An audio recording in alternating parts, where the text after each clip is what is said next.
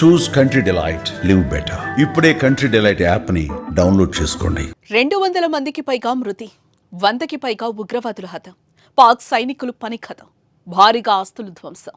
పహల్గాంలో టెర్రరిస్టులు సృష్టించిన రక్తపాతానికి ఆపరేషన్ సింధూర్తో భారత్ ఇచ్చిన ధీటైన జవాబిదే. భర్తలను చంపి వారి నుదుటిన సింధూరాన్ని తుడిచేసిన ముష్కరుల ముఠాకు తగిన బుద్ధి చెప్పింది. ఉగ్రవాదుల కొమ్ములను విరిచి 7 అడుగుల నేలలో పాతిపెట్టింది. ఆపరేషన్ సింధూర్ దెబ్బకు భారత్ వైపు చూడాలంటేనే పాక్ వణికిపోతోంది. ఆపరేషన్ సింధూర్ ఎంతలా సక్సెస్ అయిందో తాజాగా అప్డేట్స్ మరోసారి రుజువు చేశాయి.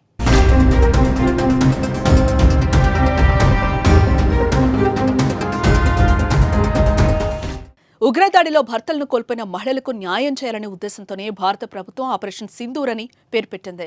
మే 6-7 మధ్య అర్ధరాత్రి భారత వాయుసేనకు చెందిన ఫైటర్ జెట్లు పాకిస్తాన్లోని ఉగ్రవాద స్థావరాలను నేలమట్టం చేశాయి. ఆపరేషన్ సింధూర్ అని పేరు పెట్టడం ద్వారానే భారత్ తన ఉద్దేశమేంటో ప్రపంచానికి చాటి చెప్పినట్లయింది. సోషల్ మీడియాలో భారత సైన్యం కుంకుమ చిందిన చిత్రాన్ని పోస్ట్ చేసింది. ఇది భారతీయుల రోమాలను నిక్కబొడిచేలా చేసింది. భారత్ జరిపిన దాడుల్లో ఎంతమంది చనిపోయారన్నది క్లారిటీగా ఇప్పటివరకు తెలియదు.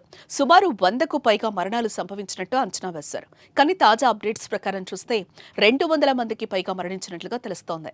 భారత దాడిలో చనిపోయిన వారిలో ఎక్కువ మంది ఉగ్రవాదులే. ఈ దాడుల్లో పాక్ సిబ్బంది కూడా హతమైనట్టు రక్షణ వర్గాలు వెల్లడించాయి.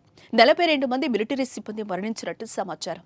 ఆపరేషన్ సింధూర్తో భారత సేనలు తమ భూభాగంలో దాడులు చేయటాన్ని పాకిస్తాన్ అవమానకరంగా భావించింది. అందుకే భారత్పై దాడి చేసింది. సరిహద్దు గ్రామాలపై విరుచుకుపడింది.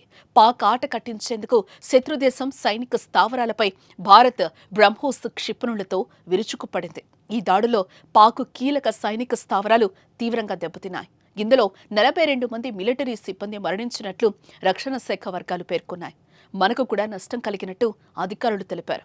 పాక్ జరిపిన కాల్పుల్లో 7 ఆర్మీ జవాన్లు వీరమరణం పొందారు. 20 మంది సాధారణ పౌరులు మృతి చెందారు. మరో 8 మందికి తీవ్ర గాయాలైనట్టు సదరు వర్గాలు వెల్లడించాయి.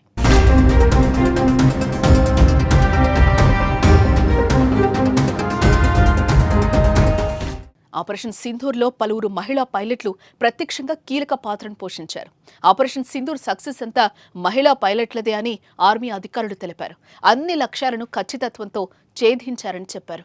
మొత్తానికి పహల్గాం దాడికి వ్యతిరేకంగా చేపట్టిన ఆపరేషన్ సింధూర్ విజయవంతమైంది. అయితే పహల్గాంలో దాడి చేసిన ఉగ్రవాదులు మాత్రం దొరకాల్సిందే. వారు కనిపించాక కాల్చి చంపితేనే సంపూర్ణ విజయం భారత్ సొంతం.